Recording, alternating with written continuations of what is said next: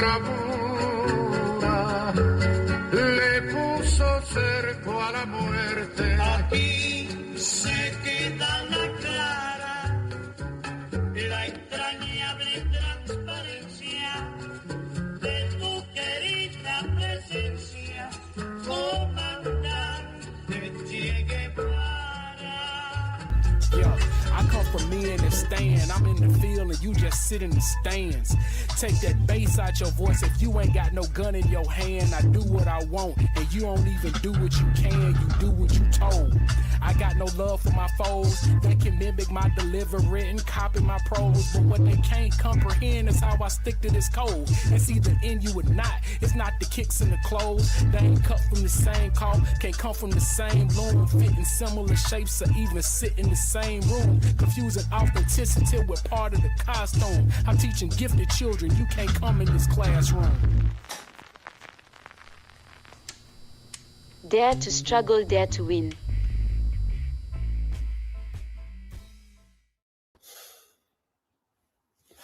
Welcome back to Dare to Struggle, Dare to Win.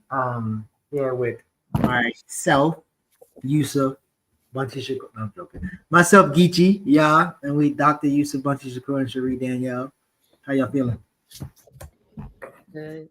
I'm blessed and highly favored. Man, I'm fat for a nerd. Fat for a nerd and blessed and highly favored. Yeah, where you fit in there, the good brother? I don't know, man. I don't know if I'm none of them. I think I'm just here. Trying to figure life out. Well, people in the chat, we love to see you and we appreciate that you're here. So we want to welcome y'all to Dare to Struggle, Dare to Win. This is a podcast with Black radical politics according to organizations like CMB. All of us are currently a part of CMB in different communities, Atlanta, Detroit. And we're here on Black Liberation Media, which is a platform full of Black journalists, organizers, academics, revolutionaries, and all the other things. They got some great shows, and I know y'all all watch them. But we want you to do us a solid by copying this link, sharing it with somebody, and invite them into a conversation. We have, table topics today more so, but we'll be getting into some conversations around D'Angelo, Conscious Lee, and even Marlon Wayne. So looking forward to this lively, interesting conversation. But what else? What else y'all got going on? What's been happening this week? Yusef, been a little while. What you been up to? Oh man, I'm just working good, brother. It's been kicking my ass, but in a good way. Yeah, look like your pastors, I'm ready to give a sermon today, Y'all gonna join my church? Yeah, I come. It depends on how much you charging for tithes, bro. I don't know. I'd still skip tithes. I'd still skip that. Oh man, that's any church. Oh, so I ain't seen y'all man. What's the brother? I sent y'all the picture of. I bumped into in New York when I was in Harlem. Oh yeah. Steph. Yeah. Yeah, he's looking at me like, man, you look familiar. You look real familiar. You be on Black Liberation Media. I was like, yeah, I was just. I didn't know he was that damn tall. Oh yeah, he is pretty tall. Yeah, nah, man. Actually, I'll wait till we get into the thing. Me and him had a great little bill right there on Malcolm X Boulevard. Oh, and now I'm curious to know something. Now I'm like, what the bill is about? It's about organizations. Oh yeah. I saw a post that Steph like earlier, and I was like, huh? Because it was weird. It was like a black lady talking about why radical Black revolutionary women end up dating white men because they read and study so much that they can't relate to anybody.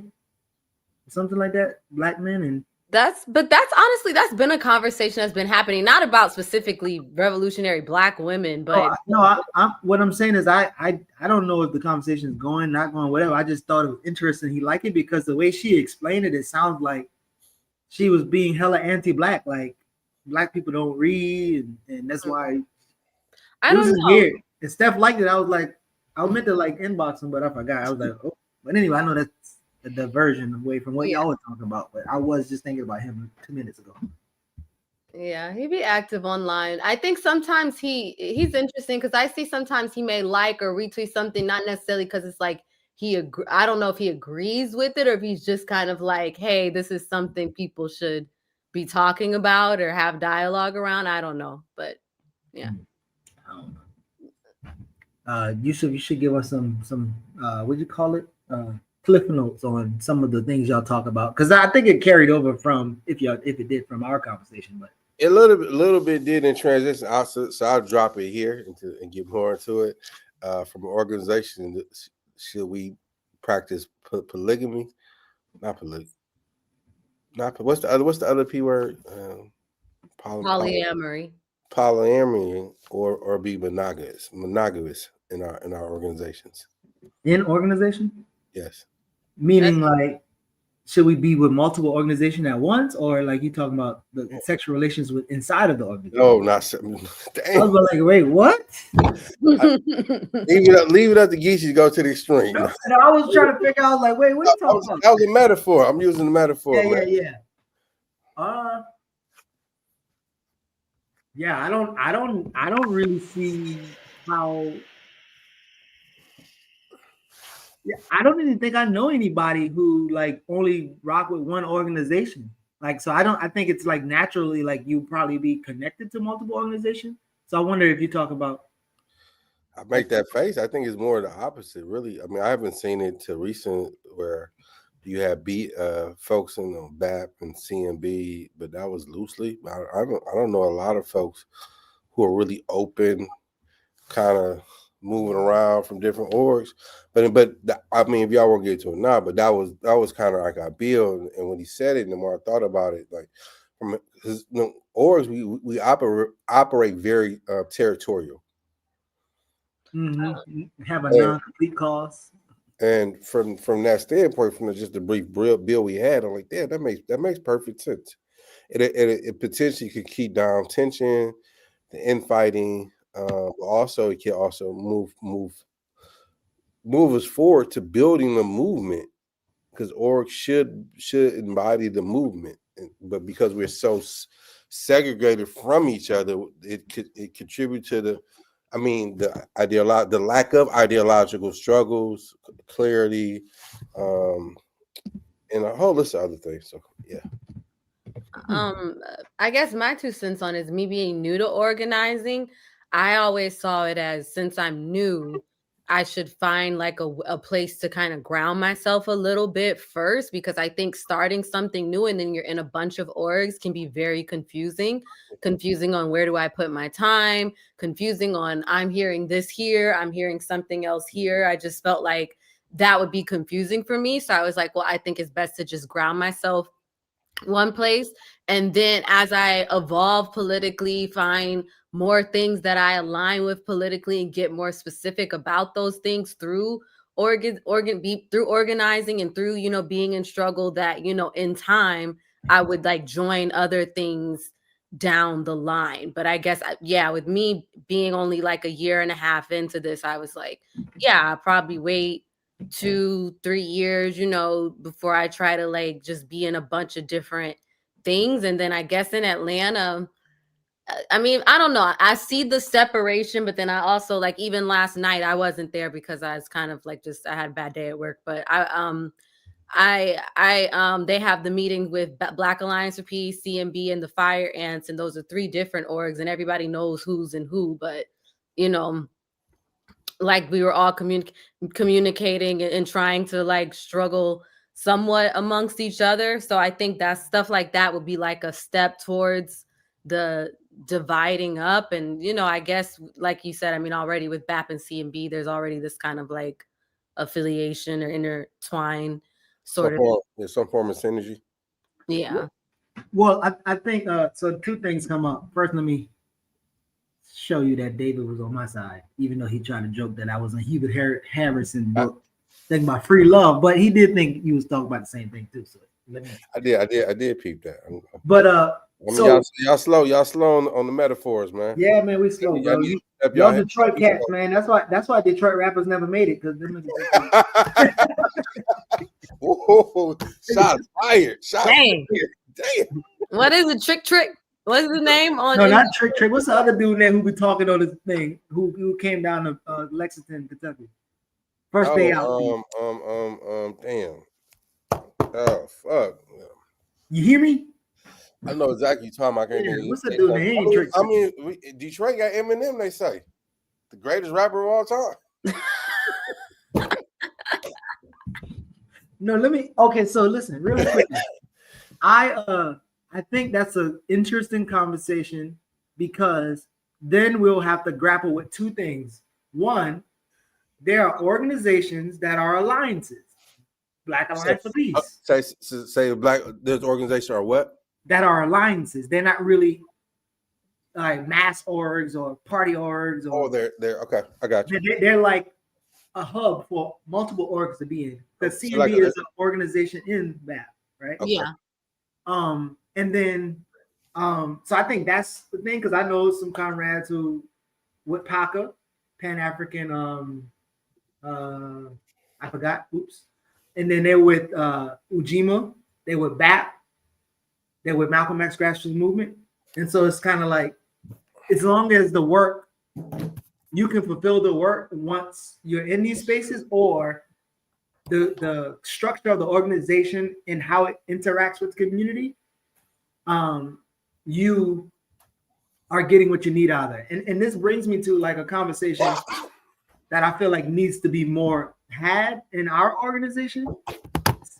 Somebody tried to use a chapter from Unity and Struggle to make a point, but I don't know that the point was made, especially as it relates to what the chapter was talking about. So in Unity and Struggle by Emil Carl Cabral, it talked about the party, and it says, I'm gonna read a quick passage. For the struggle against colonialism means are also required. In the first place, one must create an instrument of struggle. Our party is that instrument. You might say that the party is a base instrument, the mother instrument, or if we like, the principal means which creates other means linked to it. It is the root and the trunk which produce other branches for the development of our struggle. The first question we can pose is the following: why have we formed a party and others form movements? Movements, fronts, etc. are formed. But if you consider carefully, we are the only ones who formed a party, an organization with the title of the party. It might have had other titles, but we are a party, although there have never been a party in our land before. This is not by chance. It is not because we like the title party. It has a clear meaning for today and tomorrow. It is because we take the view that a party is a much more defined, much clearer organization. A party represents all those who share a given idea, a given aim, and a given path. A movement is something very vague.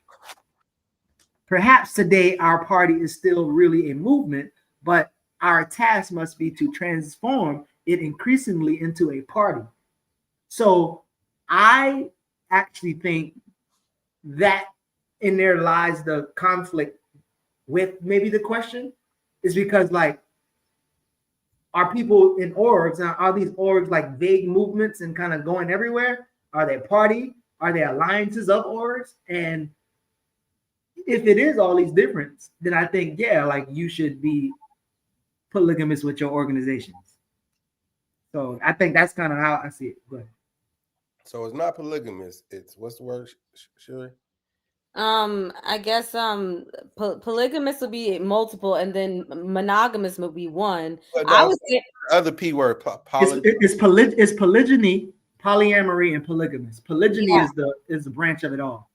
Yeah, but polyamory is something just like a more of a gender breakdown of like I think it's like the women get to have multiple male partners in polyamory. Yeah. All right.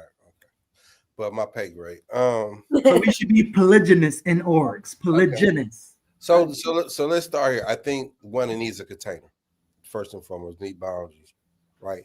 I don't necessarily agree with the statement that the movements are vague. I think they become vague without a clear structure or ambition. I think ultimately parties or whichever word we're using should shred itself of that to be into a movement, because the movement is bringing multiple people in to achieve the goal. From a theoretical standpoint, again, say if all of us are, right now we're all part of CNB. So there's another organization called Liberation something, right? One of us joined that, or how do they align value wise, but also to Cherie point earlier around, like you just started something, so it doesn't, where you're not confused.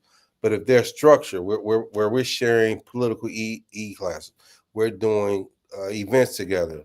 On this third of the month, we're going to support something that CNB does around Black self-determination. On the 5th of the month, we're going to support such it has to be an orientation leading somewhere. I think that's what's missing in organizations, and it leads to where we're competing with each other, and we're not achieving anything that makes us feel good, to where, because I think where we suffer in today's time, we don't even know what our everyday chapter looks like, because we're not the struggle is different. Like people living, you had 20 people living in a crib together. They sharing cars, they co-babysitting, like they created a lifestyle. Our lifestyle, like we're not that intimate with each other to build the trust, to build a relationship. And not saying we can't, but because of the economic circumstance is so much different today than it was 50, not like 60, 70 years ago. And we have not grown moving. This is not an argument for the theory, but to explore it for this time period. Yeah, I think when I hear that, yeah, it resonates. But I think sometimes, even being new to this space, what I think can actually be confusing is, okay, yeah, I think we can all, as a movement, connect over a simple principle and call it like, okay, a party. Like I see something like that happening or being possible. But I think what confuses me is, I guess, is that I think there are different focuses within a movement or even within a party if it becomes that. So I'm like, in hindsight, would it become sort of like all the different groups become somewhat of a committee under one big thought? Because I'm looking at, okay, I'm a Black radical woman, I'm Pan-African socialist. I can join a Pan-African org that I think is fighting, is anti-capitalist or whatever. But then I may not, and then sometimes, the eco-socialists too. So there may be other groups that are more focused on the environment, that may not be as CNB may not be as focused on. There may be other groups that are more focused on gender issues, where CNB may not be their root thing. Not that that's not always something we're in conversation around. And then there may be another, or focused on sexual identity, or like I said, it's just so many, or even just abolition, or even though we don't, we talk about that word, but maybe more focused on the mass industrial prison system and stuff around that, or against that. And not to say, as a Pan-African org, that you wouldn't be involved in every single one of those things. But I guess you get what I'm saying. I guess that's the complicated part. Is like, okay, yeah, we all are doing our best, but I guess that's separation. I feel like I guess would need to somewhat take place, but not that there can't be a synergy or something in sync, and not that we couldn't get to a point where like all of this follows under one primary principle and be like, this is our party. But I think that's the confusing part, is like, I may just have a deeper history of fighting against police brutality and can come up in there. And so then I joined and made my bearings and my groundings in an org that was against, police brutality and mass incarceration and stuff. So I don't know. Yeah. Let me ask this question to both of you guys. Let me state, I think a party and an org are interchangeable. They're totally different than the movement. But everything in Cherie that you just talked about, the issues, the tenements, ain't that's all inclusive to fighting for Black liberation, or shouldn't it be? gender, environmental, et cetera, et cetera. Yeah. All that's on the spectrum. Mhm. Now, well, Geechee didn't say anything. What do you say, Geechee? Yeah. So I think org is the name of something, and the formation could be a party, or as I guess Emil Carr was trying to spread out movement. So, like, kind of to Cherie's point, like, if you say that you are a socialist or eco-socialist or whatever, then my first thing is like, are you connected to a group that's trying to realize and make win people over to the policies that make a particular order? And parties are more clear in doing that, and movements are, and that's kind of what I'm saying, it's more vague, because sometimes the methodology and the what we want thing is not very clear. But you're confusing it to a movement is made up of multiple people, multiple things. An org is made up of one. So that's from that standpoint. I don't. That's where I disagree with the vagueness. So again, say all three of us represent different organizations, and if we come together, that produces a movement where we come together around a certain thing, trying to, because again, or it represents a certain ideology, a certain blah blah blah. Because ultimately, we can't achieve anything without what recruiting people to populate. What, because that's where again leading to the conversation of possibly being universal in different organizations, because we're all competing for the same people, right? And I think that the heart of what we're not addressed yet, will there be contradictions? Are there challenges in this theory that we're exploring? Absolutely. The real work comes in what we're doing here, struggling through that. So let's use a real example: the Black Panther Party and SNCC, for example. So there was a period where Stokely Carmichael, H. Rap Brown, and James Foreman all joined the Black Panther Party. The SNCC was the Minister of Justice. I forget Stokely title and James Foreman title, right? Actually, in theory, that was a great move. Why was it a great move? Because they all had years of experience of organizing, more so than Huey and them. The egos and whatever else didn't allow it to happen. But if and this is the real struggle, because ultimately we know, and what we see today is, am I willing to relinquish my power? Am I willing to relinquish my status to say I stand next to Geechee and Geechee or Cherie, and am I willing to step, as me and you, step back and put Cherie up front, not just because, but she's earned, like, these are the intangible struggles in our today. Are we willing to get behind a Black women agenda? And tomorrow we're saying we're behind this. This is why I find it very intriguing. I think it will be hard to do, but it's doable. Yeah. No, yeah, I think that's phenomenal. I mean, and Cherie talked about our conversation last night. It bleed into the collective wanted to talk about protests, and then the conversation was like how protest is natural and it's a struggle between power and the people who don't have power. And all of the orgs explicitly was able to talk about the external factors of power. Mm-hmm. But in that piece, I'm like, oh, this actually speaks to the internal. Like, all organizations have analysis on power, white hegemony and capitalism, whatever. But I don't know that it's equally as important for them to grapple with power internal to the organization and how power is shared or wielded or used. And that actually can feed into why the organizations are not as, I guess, stable or strong. And then on the top of this, last night they talked about how, like, the reason why, like, the movement was in the air during the Panthers' time. It's like, and I think, again, with the conflicts that the Panther has that make them disband or allow them to be infiltrated, like, there's internal stuff that people like Elaine Brown, Safia Bakari, Assata Shakur can explicitly lay out of what some of the internal dynamics that was messing up. And I think we will be crazy not to actually consider as you kind of said, like dealing with the power dynamics internal our orgs. So like, yeah, can I pause you for a second? Ask a question.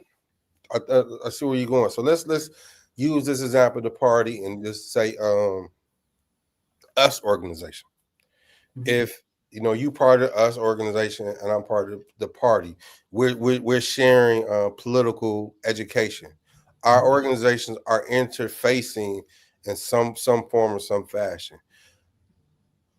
Do you think that could have possibly prevented the assassination of Bunchy and John Huggins, a lot of the infighting that occurred, and this happened in other places as well? How do you think that could have played itself out differently? I don't. I know more about the external post conflict than I know about the inner workings of the conflict. I know that they said there was like some personality issues or whatever, but I would from outside looking in, I would urge for those folks to get in more serious dialogue and study to see how they're in need of each other, and then how Say that last thing again. To see how they're in need of each other, like the us organization and somebody in party. Because if the objective is to free Black folks and change their material conditions, I would think that both of these groups are set out to do that thing, and their structure is not, I don't believe, is antagonistic with each other. I think the egos can make it feel like those structures are antagonistic, but I don't think, I don't think people who are in mass movements or alliances or whatever, I don't really think they're anti-party, because a lot of the shit that they're advocating for has something to do with policies that those parties will address. And because of the political unsophistication of the United States, that will be a site of struggle. And I just feel like you can work with those people to engage in that site of struggle as opposed to being antagonistic with them. So I don't know if that answers your question, but I think they will be more in conversation around unity. That's good. I mean, I have a little more to add, but Cherie, do you have anything to add to that question? I think I'm just kind of taking it in. I don't really have anything to give right at the moment. Yeah. So, I mean, I wouldn't say I'm kind of jumping out the tree a little bit, but I think there's something there to explore. So, without that study, knowing the internal, so there was gangs, right? Street formation. There was the Rolling 60s. No, this is before the Rolling 60s. So it was there was the businessmen, there was the Slausons, and another one.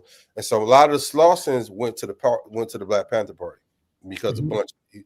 And then so the businessmen end up joining the US organization, right? So what I'm laying is saying there was already long history of rivalry. There's a long history of tension there. It's simmering, but to your point, what it challenges, if we're true about Black liberation, I think folks was, but it didn't allow for the political maceration to reach its full point, right? To be able, because contradiction always occur. I'm gonna make another point around this, but because once the party began to dehumanize and mock the us organization as pork chop, not cultural nationalism. Mm-hmm. So and then whatever the cultural nationalists was calling the Panthers, right? This is this is setting the seed, right? Following white boy lines. Yeah, and this is, I think a lot of that could have been resolved, because again, if you're on the other side of the street and I'm never coming over your house to play with you, invite you coming on my house to play, how do I know you? I'm just judging you. And these all are seeds from Black self-hatred. So now let's fast forward it to look internally to the Black Panther Party. When the split occurred between them, which was we call it East Coast, West Coast split, but really, in reality, it was an ideological split. But more importantly, what did they do? They resorted back to being niggas, shooting at each other, killing each other. It was a straight out beef. But here it was supposed to have been the best of us.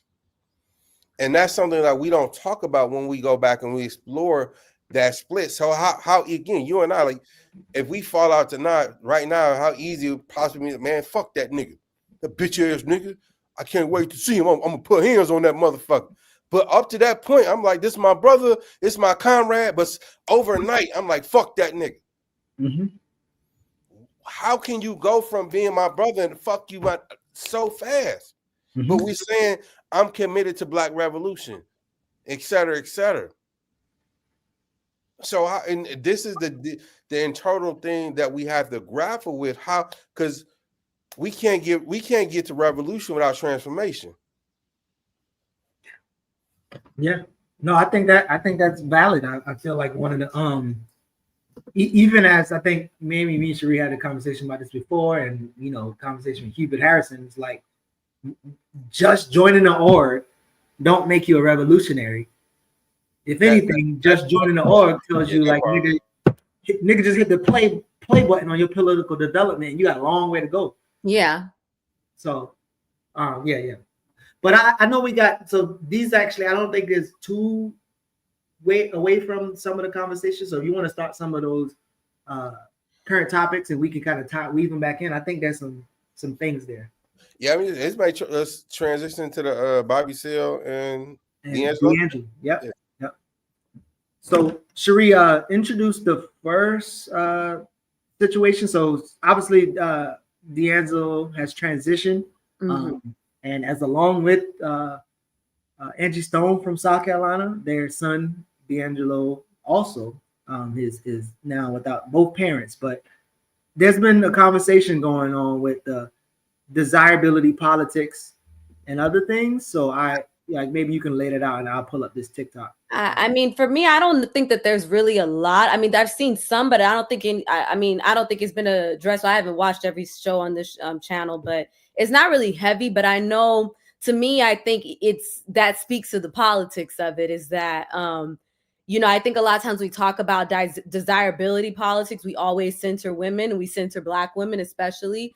But I think it's very interesting to see how desirability affected D'Angelo and affected his career, and how he was kind of pushed into being a sex symbol because he was even though he was like a pure artist and just trying to do work, he was pushed into being a sex symbol, rejected that, but in a sense, like that was obviously what the label and whatnot they were putting on him. But him feeding into that, he got a lot of body dysmorphia.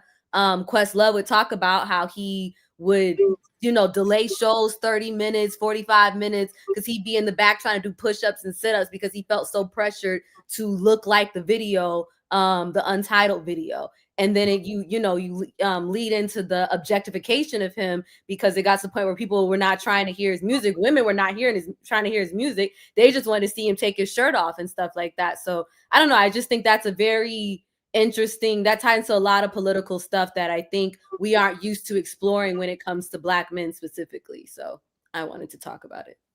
Okay. But yeah, I'll play this it's kind of long. I don't know if you need to play a whole thing, but yeah, he just kind of laid out a little bit of what Titled is one of the greatest music videos of all time, and it also derailed his amazing career. When D blew up with his amazing debut solo album Brown Sugar, he was a little pudgy. In the 5 years after that, as they were making Voodoo his masterpiece, he ate much better, and he spent an obsessive amount of time working with a trainer.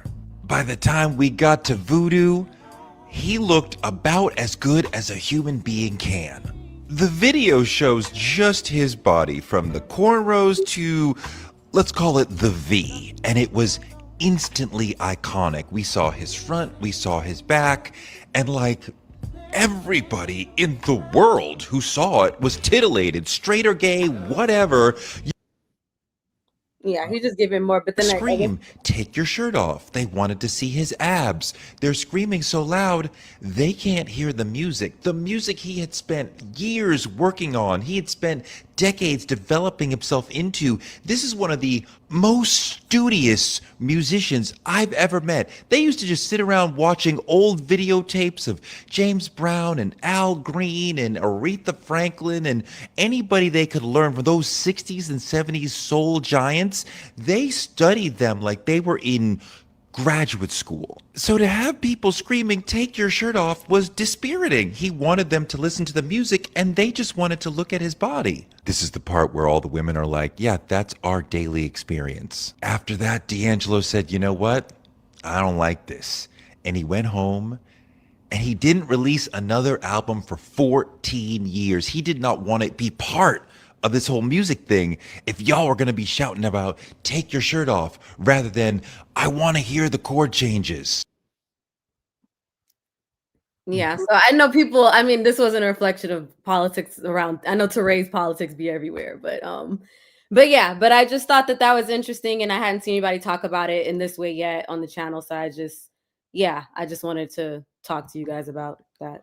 Yeah, I wonder if there's because I don't know, but I wonder if there's a verification of like the details of why he left, because I thought it was also some industry shit too, apart from the hypersexuality. Mm-hmm. But again, I mean, I not to take nothing away from that experience. Yeah, but I'm curious if there was other stuff, and then maybe y'all thoughts. Yeah, I mean, it probably was some additional stuff. You know, I'm not saying that's the only reason. And then people tie that into him eventually, you know, getting, you know, the drug issues and stuff. And like I said, I don't know him personally. I'm not around him to be like, oh, well, it was that led him to get into that. But I, you know, can only imagine that led, you know, puts a lot on somebody's self-esteem and self-image. And I think you know, sometimes people will kind of downplay, you know, like now a lot of people are speaking up when it comes to desirability and how anti-fatness is very much tied to anti-blackness. But you know, people can kind of downplay that. And I think this scenario, you know, just kind of plays out like, you know, what that can do to us as a people, you know, and having these sort of standards, you know, of body and image and how we're all kind of moving towards, especially in the entertainment industry, towards this kind of European standard of like, or of what they think is desirable and what they think is a healthy body and what they think is a healthy, you know, eating habits and all these other things. And, you know, just how that can tie into a person. I think, like I said, we talk about, you know, all of the rapper women and, you know, the women that are pop stars and how they end up sometimes going under the knife, having eating disorders. So I just thought that was a real specific story when it came to D'Angelo of like how Questlove described him not being able to really go on stage and being so obsessed with like wanting his body to be perfect when that wasn't even his original thing. You know, he just was there for the music.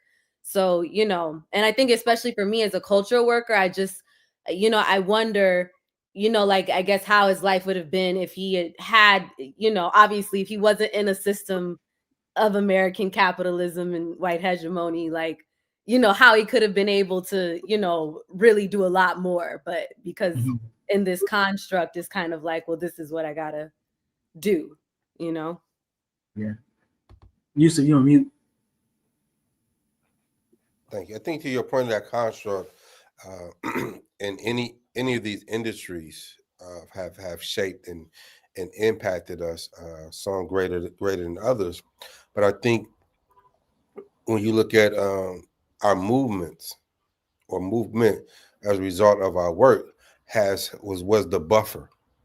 Like a lot of us kids think that James Brown just woke up and said, I'm black and I'm proud. It was the movement, it was the energy, the vibration that influenced him. I mean, some say also H. Rap Brown told him he had to make the song too. I don't know how true that is, but you know, you fast forward that. I mean, again, like the conversation that we had a couple months ago, us, you know, sharing our vulnerability, where you as a cultural worker, as an artist, me as an author, and this one talking about like that our political reality of to have a level of talent who don't want to be successful with it, right?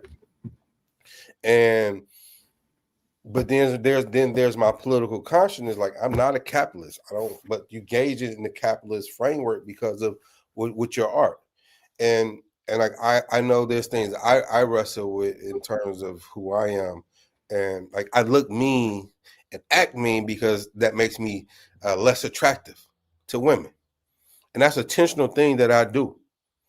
And things where, oh man, that got crazy or whatever, and I'm cool with that because that means you don't want to bother me, And this is like being self sabotaging because of just the nature of what we deal with. But I think the lack of the ability to deal with those things, and where we left on the island.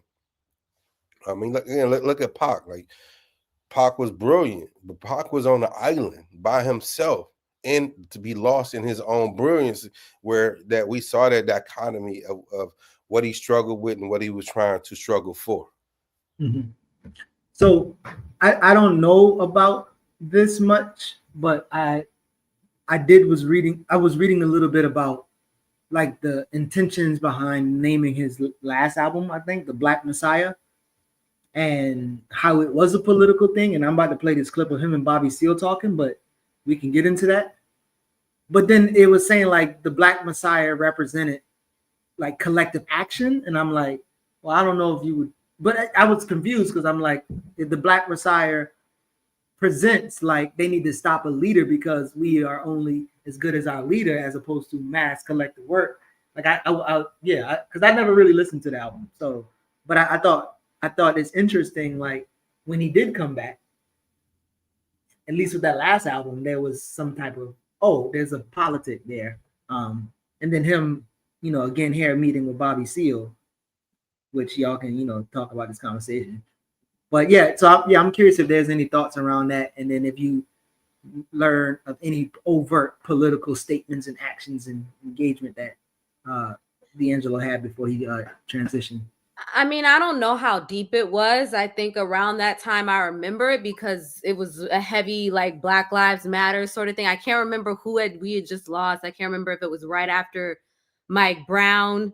I think that we had Trayvon and then Mike Brown. I just kind of feel like there was a lot of protests, and the Black Lives Matter thing had really kind of been really popping on Twitter and whatnot. So I think with that sort of a culture, even though it may not have been grounded in a deeper politic, that just kind of, I think he was, like I said, I think he was very in tune to the things around him. And I think especially if him himself could see kind of, the things that deterred him and, kind of stopped or got in his way for, putting something out sooner or whatnot, that you would soak that in. I mean, obviously as a Black person, you would be affected by Trayvon and losing Mike Brown and Alton Sterling and all of that. So I think, but I don't know how versed his politics were. I know this meeting, which I didn't know about, I would be interested in seeing.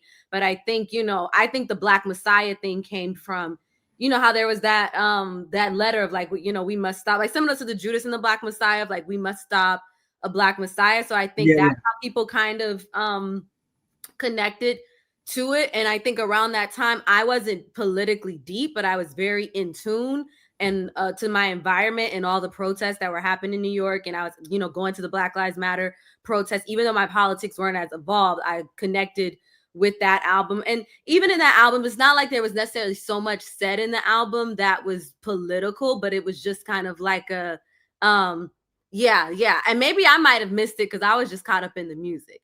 So, you was watching his abs. You ain't even. No, he wasn't looking like that. That he was older then. I wasn't, aware when he was in his prime. I was a little bitty thing, but I go back and look at the video for sure. But but I mean, go ahead, Yusef.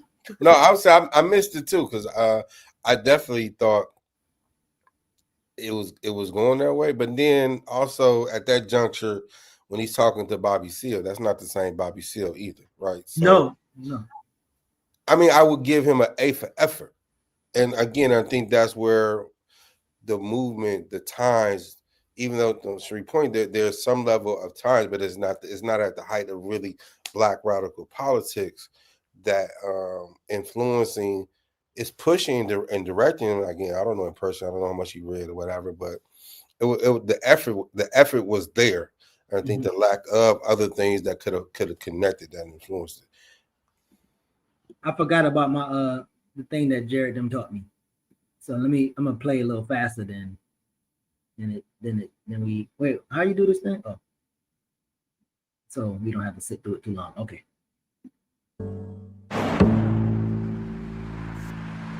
7,000 people in that auditorium jumped up, applauding. I was totally inspired by that man, Dr. King. He talked about we got to end racist discrimination and all these people in companies around America that won't hire black folks. And all across America, Wonder Bread Company refused to hire any people of color. He says, and we're going to have to boycott them. And we want to boycott them so consistently and so profoundly, we want to make Wonder Bread wonder where the money went.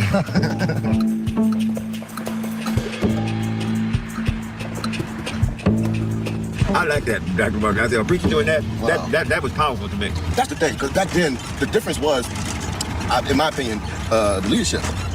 I won't consider nonviolent. Martin Luther King was nonviolent. So the fact that you were influenced by him, I never knew that. When I hear you speak about the Panthers, about how the media sensationalized the guns and all of that, y'all trying to capture the imagination of the community, but a lot of people got carried away with that. And the real essence of what y'all was doing was the programs like the Free Breakfast for Programs get to the issue, start solving the problem. The concept of the Breakfast for Children program spread beyond the Black Panthers activity. That was the power of it. That was the key. That was the key, man. And we said all power to all the people. Power to the people.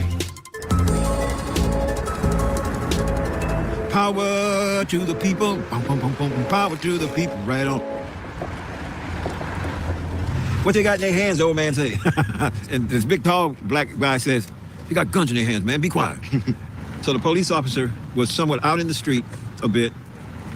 Cops had his hand on his hip. You have no right to observe me. And Huey says, no, California State Supreme Court ruling states that every citizen has a right to stand and observe a police officer carrying out their duty as long as they stand a reasonable distance away. A reasonable distance in that particular ruling was constituted as 8 to 10 feet. I'm standing approximately 20 feet from you, and we'll observe you whether you like it or not. And the tall black dude over there, he says, man, what kind of Negroes is these? Because he had never seen a disciplined group of people standing there with guns and another one sitting here reciting the law to the cop. Yeah. There's so many parallels that's going on, and it's the same fight with the police. There's a song on the album called The Charade, and it specifically speaks to the Oscar Grants and the Trayvon Martins and the Michael Browns. We did that because ain't nobody talking about nothing. The music that's coming out now, everybody's talking about, how many drugs you sold, how many bottles of champagne they popping at the club, and ain't nobody talking about no real shit. So I know for a fact that the music back then, in that day, it fed the movement. We as artists, I really feel like we got a responsibility. These kids, they paying attention to us. They looking at us.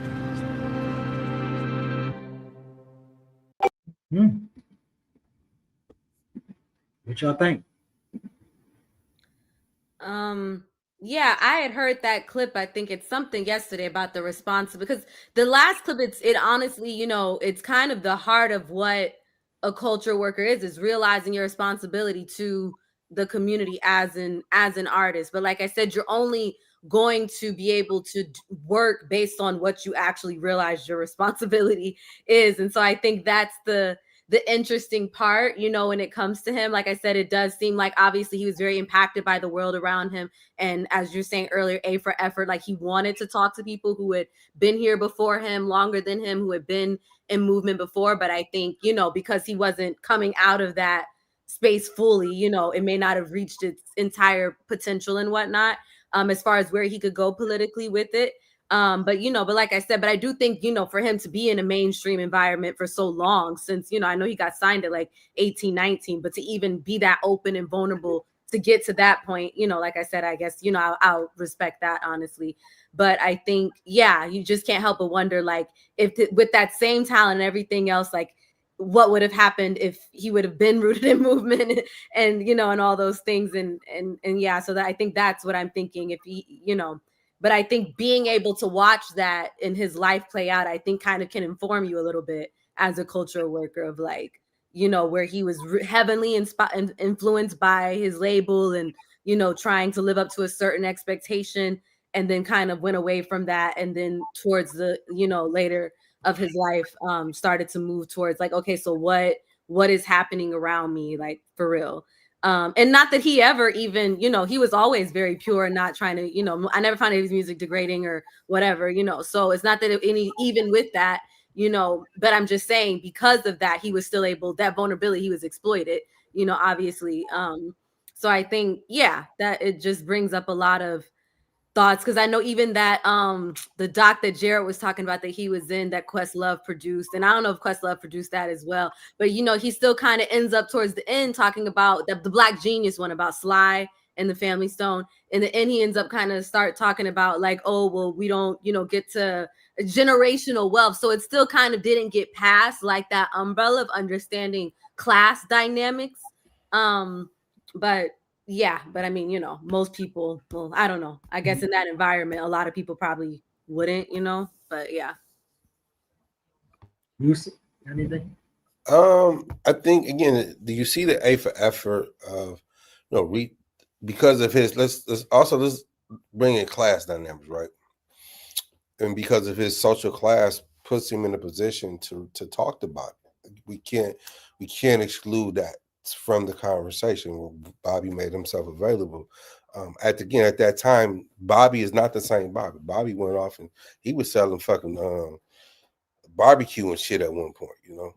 and then when it became popular for him to reemerge and to come back outside, he came back outside. I mean, you look at the conversation, like Bobby didn't add nothing to the conversation. It was very surface level, right? It was looking backwards. It wasn't looking forward. Like Bobby should have been in a position to influence and direct and push D'Angelo. Hey, here's the movement, or here's or you should be going to sign up, or you should be blah blah blah. And that's about passing the torch. And I think again in that conversation, we see the failure of our struggle of not the transition from one generation to the next. Jared's making me think that we should do a going home review of some of their last album. So Jared said that he feel like his music conveys a connection with the people in profound ways. African Charade, 1,000 Deaths. These are gems. So I don't think if I heard any of the songs, I'm probably like, oh, I heard that, but I don't think I've intentionally listened. But maybe we should give it a listen and figure it out. I ain't the smartest, man, but I missed all of that. So yeah, I think at the time, and it was very much where I was at politically. So I'm thinking too, a lot of stuff, maybe a lot of people missed, because I remember that was the ongoing joke. Is this D'Angelo album is beautiful, but what the heck is he talking about? All I knew is it sounded really good, but I didn't really catch, like, you know, I knew at one point he was singing the Lord's Prayer, and yeah, but there were some lines I would catch, but I think a lot was flying right over my head, you know. Yeah, I mean, I think it was good music wise, but in terms of message, political, again, I mean, it was deeply hidden. So I'm gonna go back and listen to it again. Well, Jared gonna come on for a show of examining the bars. Well, he said catalog and that album are two different things, right? Yeah, I think. Well, I do know, like what I was reading, like it was intentional, like the Black Messiah was, but yeah, maybe, like, because I think to Cherie's point, like I didn't think of anything political listening to D'Angelo early or whatever, but I also don't want to put it away because I actually really wasn't engaging it that way. But yeah, so I have a question for you guys. Staying on this topic, because he's at the crux of this neo soul, right? He's in. So do we consider neo soul political? Because I'm trying to connect that because that may be it. I don't. He pushed back against neo soul towards the end, though. I think that's kind of what. Okay. I think was going on. But go ahead, Cherie. I'm sorry. Yeah, I think that him and a lot of the people that are considered neo soul push against the title, but that's a common theme for most artists. They don't like to be like, I'm this specific genre. They like, and that's what he was like. I'm not neo soul. I'm Black music. Like I make Black music, and you know, y'all are trying to put it in a category so it can, you know, be up for a Grammy American Music Award or whatever. But I make Black music.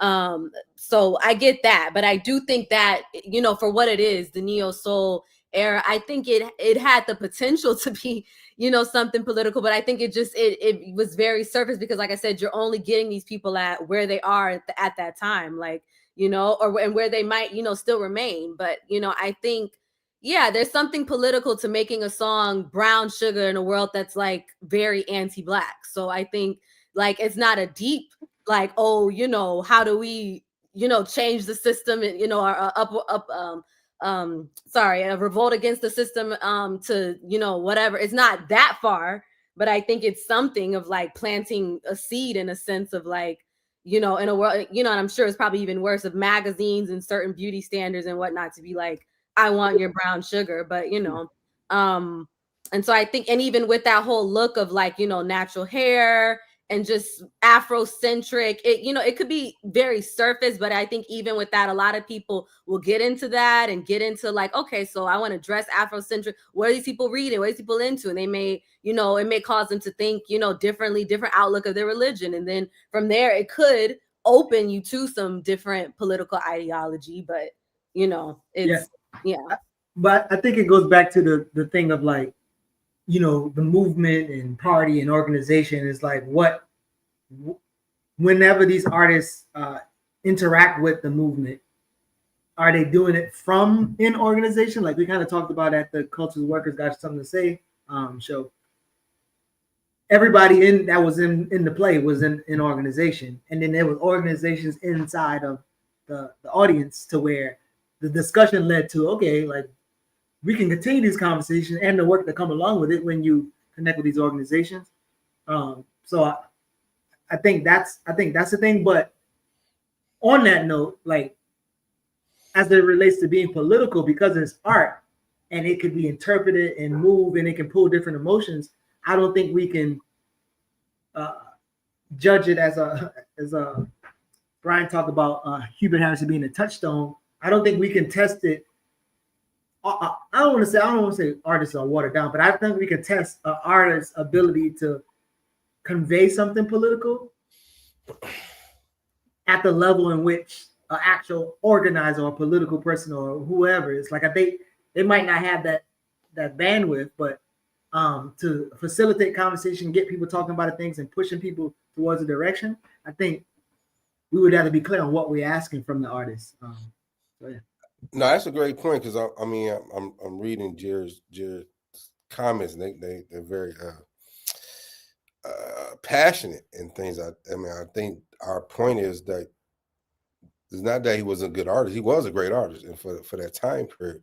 But now, like I'm entertaining. What was he, Marvin Gaye, or was he Donny Hathaway? Was he Curtis Mayfield? And I even hate to get into comparisons like that because I think he was what he was for his era and for his generation. And I think what we alluded to earlier, because of the circumstances, the clip we showed and other things stifled him from reaching who he was. Like even for myself as an author and a writer, and most people don't know I really love writing. Like that's one of my passions. But I don't write as often as I want to. It's something I self-sabotage. I struggle with. Do people want to hear my thoughts, or are they too political? Are they too radical and things of that nature? Maybe some of the D'Angelo struggle with. But again, and even when I say he's not Marvin Gaye, it's not to undermine him at all. I think he was who he was, and I think who he could have been is still unknown because of now we're learning he said was a 14-year gap since he had put out like that's a long ass time as an artist to not put out any music, maybe still recording or lost or just lost his voice. So that's just something to think about. Yeah, I mean, and he was in and out of rehabs, and then had because of the addiction, had stuff with the law. So it was like a lot of that going on, but but like I said, it's just obviously I'm not in his family, I'm not in his head, but you have to think like obviously I think it's one of those things where it's like me on the outside looking in, it just seems like being in an environment, having all these things you want to give to the world, being in a construct where it's like it feels at the time impossible that you'll be able to do that. And I could just imagine that have some sort of like psyche on you, so yeah. So I know we had one more thing. Do y'all want to y'all got a little more time to push really quickly through this Marlon situation, or okay? Yeah. So you want to lay that out for us a little bit? Like again, I It got be under a rock sometimes, but I didn't know this was real. I thought it was like a meme and it was splitting the screens, but apparently Julia Fox and Marlon has a viral video of them doing what, Cherie? What's happening? So yeah, the movie Him, which stars Marlon Wayans, this other guy named Tyreek. He's actually black. He's just kind of like a white passing black person. Oops, my bad. Huh? I said my bad. But no, but I mean he's mixed. I'm sorry, but I don't get. But he's a biracial. But that's a part of his appeal, and the stuff with the roles, and yeah, it's the whole thing. But there's this movie Him that stars them. I haven't seen it. I do think there's probably a lot of Verdant philosophy stuff up in there, so I would like to watch it. But yeah, they were doing an interview because Julia Fox is also a part of it, and the movie kind of talks about football, masculinity. And who's Julia Fox? I'm sorry. Is she Megan Fox? She's an actress. I don't really know a lot of her films. She did date Kanye West for like 6 months and was in all these red carpets with him or whatever. This is like probably 5 years ago though, or whatever. I can't remember. But yeah, so they're being interviewed because they're all in the movie, and they're asked about masculinity because that's one of the themes of the movie. And Marlon kind of starts off being like, I want to talk about what a real man is or whatever. And she's immediately triggered by the word real man, which can be triggering because, people do weaponize the word real man. Some people will be like, only a real man has to do something. And sometimes it'll be something really bad. And like, why do you think you need to do that as a real man? And sometimes it'll be used in a way where it's like almost excusing like a man's actions. We'll be like, oh, this man raped her. That's not a real man. That's a boy. And it's just kind of like, it can kind of deteriorate. So that is a trigger phrase. People say real man, but that's not the context that Marlon was attempting, I feel like, to display. I feel like he knows people still use this. As somebody that's black, is around black people, black men, people still use the term real men. So I think he was trying to redefine what a real man is, because that as a place to build on what a real man could be. But she was so triggered on him saying real men that she's like going off and like cutting him off, and like she won't even let him get the point across. And to me, it kind of reminded me of like a lot of people of like the premise of white feminism, and how it's like you can get so caught up in your white liberal feminism, or just that you're not even giving men a space to be heard and to actually struggle for something better, because that could have been a conversation that was struggled. No, that is struggled. Hell to the no, but that is struggled around. But you won't even. But if you're not given the space to, then And I think black women and black feminists. I feel like I won't say that I'm not guilty of. I probably did some of that a lot last week with my conversation with Geechee, where it's like certain things sound so triggering that it automatically puts you in defense mode as a woman, but you're not necessarily giving that person a chance to struggle to make their point, because you're so focused on this feminist talking point or anti-women talking point that you think they're trying to make or say. And then now, like I said, she's not even considering the fact that he's a black man. And she considering it. Oh, well, yeah, she is considering it or whatever. But I feel like it's one of those things where it's just like, yeah, where it's like a privilege. Like she's not like, well, she may be aware of her privilege, so you don't know. She's an expert on black men if she dated Kanye. So let's see what she got. Yeah. Because I think the youth needs to hear what real men are. I think there's there's masculinity. But what are real men? Right. To me, a real man is a responsible man. Because every time a man does some fuck shit, they'll be like, "That's not a real man," and it's like, looks like a man to me. I think a real man is in touch with his feminine looks like a duck side, and it walks like a duck. I mean? Yeah.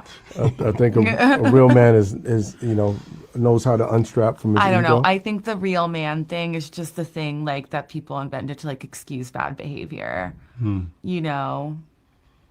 Yeah, like all men are real men. Said like a real man. Period. Yeah, Say how it is. I think, I think being like, to further add on what she's saying, I think there's this false narrative of what real men do. And I think it's tied into, privilege and masculinity. And I think exploring that in films is important because, we're raising these young boys to be men, and we can go that extra step to educate boys. And on that journey, of how to, you know, tap into the femininity, the vulnerability. That way we can further protect women. So yeah, I think that's why it's important. Yeah. So I mean, you saw it. So it's like one of those things where it's like yeah, I don't want to give her that. Like after Geechee, like I don't want to give her that benefit, like that, like oh she don't know what she's doing. I think she do know what she's doing. You're right. She knows what she's doing, and it's just one of those things of how I think feminism can be weaponized. To harm. It is weaponized to harm Black men, Black voices. And I think that's one thing we didn't really get into as in depth when it comes to last week's conversation, that I hope we can have more conversations about that, because I think as somebody that's really passionate about this gender stuff, because I know we all have to work together and create a culture where we're understood and everyone is seen. But yeah, I think oh, you talk about Shiraz. I don't know. I mean, from what I know about Shiraz, I wouldn't say I would go down that line. But well, I'm thinking more of what Pancho saying. Strict gender and sexuality binary is not indigenous, but Euro Judeo Christian. That again. But like I said, but even with that, it's like he has to struggle to get against, like there has to be a stepping stone. And I think your stepping stone is of trying to redefine what a man is. Hopefully you get to the point of like, well, we don't even need to conform to these at all. But it's like he's not even able to struggle to get to there if it's like, oh, you're talking about what a real man is. You know what I'm saying? So yeah. Well, maybe if she would or could be like, okay, so is it the very idea of men or man in general, or is it like we want men to be this way? And if she say we want men to be this way, then she can help him cultivate that idea of what a real man is, because if men want to be real or functional or user friendly or whatever you want to call it, then they would have to be this way. And it seems like she would be able to lay that out. Or when he mess up, as you said, when he finished and be like, oh, that's actually not in this, I feel like they both can add to, but what it looked like, and again, forgive me for missing the brother's hue, but I didn't know. I thought I saw two white people kind of like, yeah, she is right, and then the Black dude keep shutting them off. So but I don't know. Yeah, I thought that take was interesting. I mean, even her position, if she felt strongly about it, she had the right to, but she didn't have the right to present it in that manner, which undermined it and became aggressive and attacking, which is typical normal white people behavior. And if she is a feminist or coming from feminist behavior or thought process, she misrepresented, and that's why people don't want to engage feminism, in particular white feminism, from that type of behavior.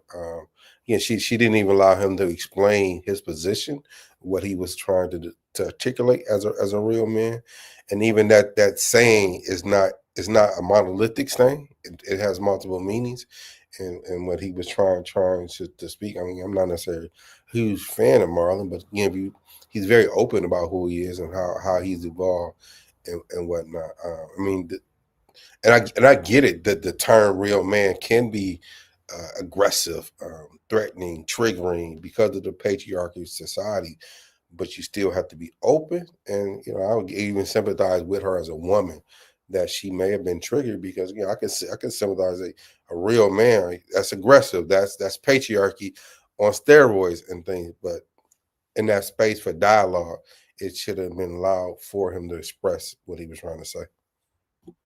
Yeah, that's what I'm in agreement with. And then I think with the other guy, I think him being, I think, obviously this is PR, and obviously when you're trying to sell your movie, they want to sell the image that we're a close cast, and so it's like, that's why Marlon ends up making the joke or whatever, like, oh, you're a man or whatever. And then the other guy, I think what he was trying to do was kind of just diffuse both of them, but in a sense he still cut down on Marlon too, because he didn't pass it back to Marlon to be like, well, actually, what were you saying? He still kind of just was like, well, let me just take over.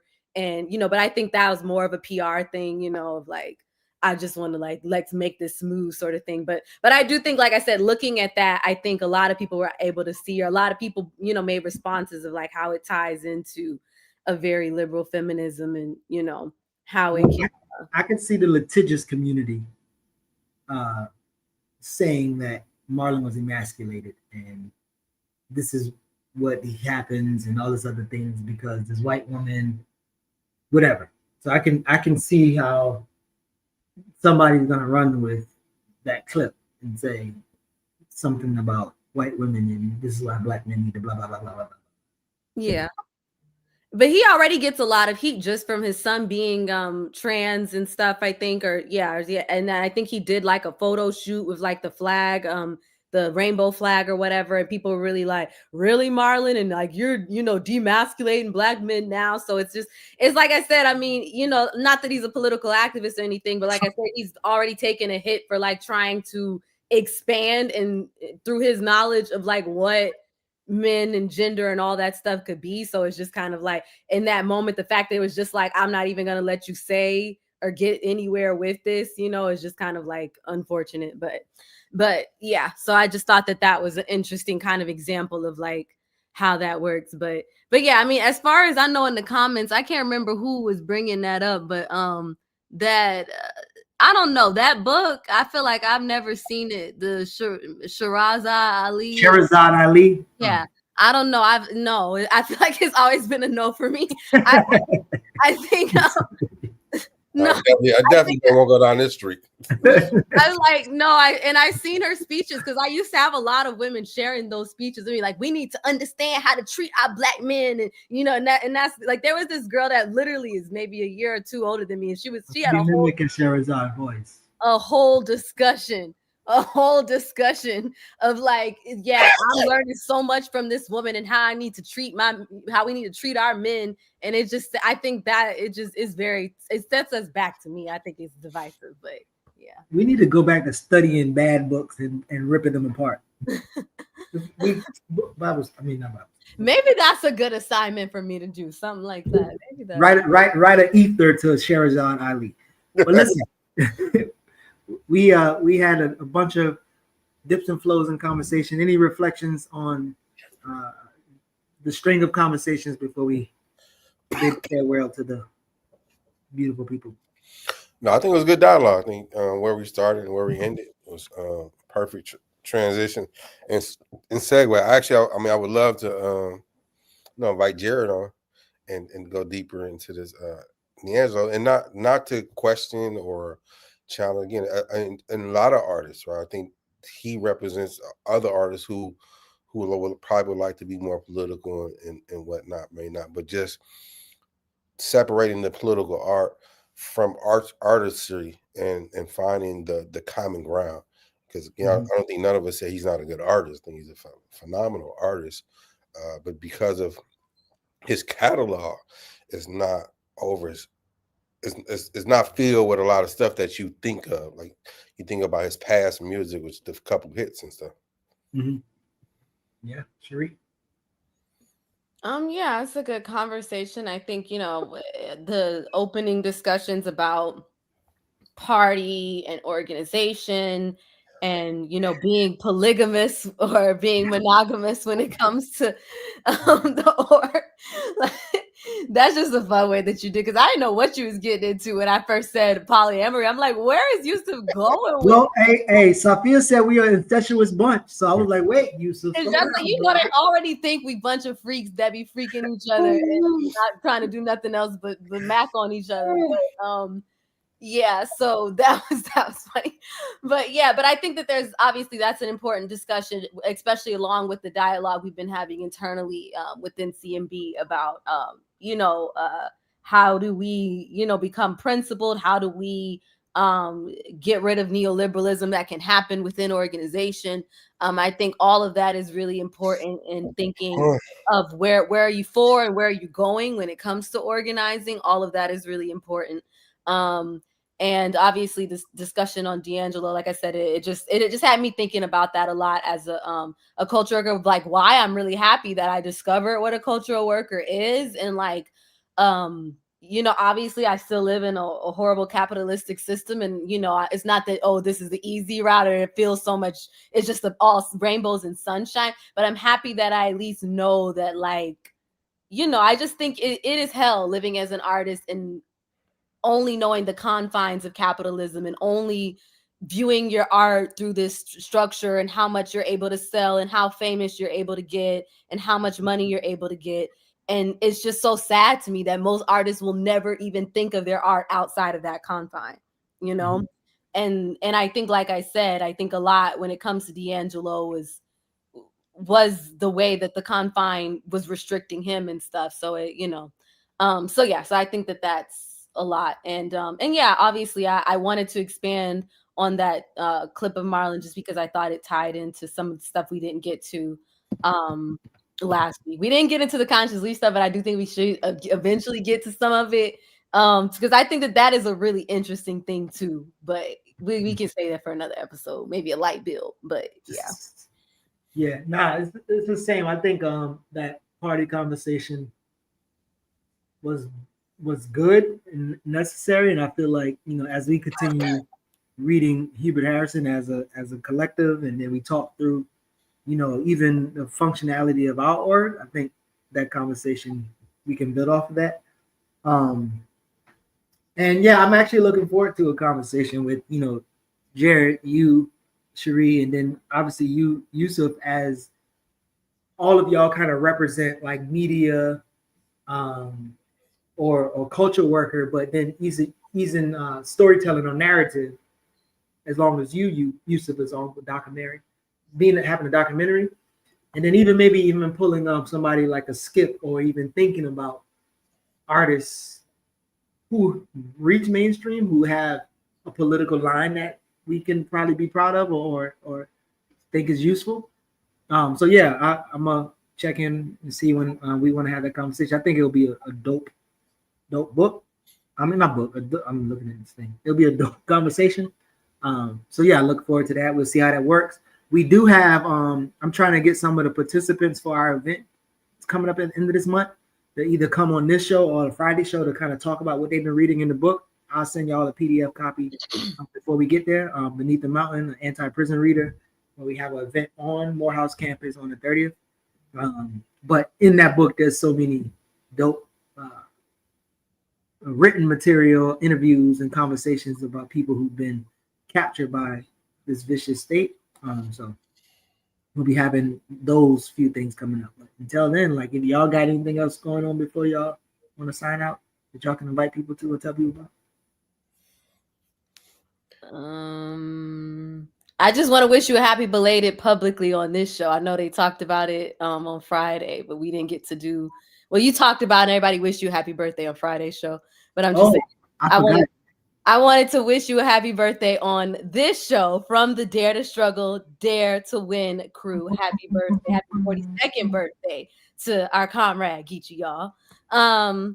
Yeah, I don't really have too much coming up. I may miss the meeting on Saturday because my mama's birthday was a couple of weeks ago, and I didn't get to do anything with her because I was doing the play, and she got the Spelman homecoming. So I guess I'm about to go to my first like HBCU homecoming on Saturday. I think is what I'm about to do. So that should be interesting. But yeah. Yusef, you got anything you got going on?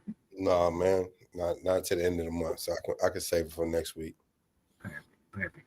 All right, man. Listen, we appreciate y'all for tuning in. Keep the conversation going on in the chats, and we'll be right back next week.